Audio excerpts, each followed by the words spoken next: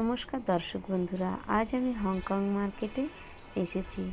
যা আমি প্রথমবার এসেছি। আর এই মার্কেটে ঢুকেই বাঁদিকে দেখতে পাচ্ছি স্টলে কত বড় টেডি বিয়ারগুলো ঝুলছে। এইসব টেডি বিয়ারগুলোর দাম অনেকটাই কম আছে, যা আমরা দেখলাম আর দেখেও পছন্দ হয়েছে, কিন্তু এতটা দূর যাব সেই কারণে এইসব জিনিসগুলো আমি নিতে পারলাম না।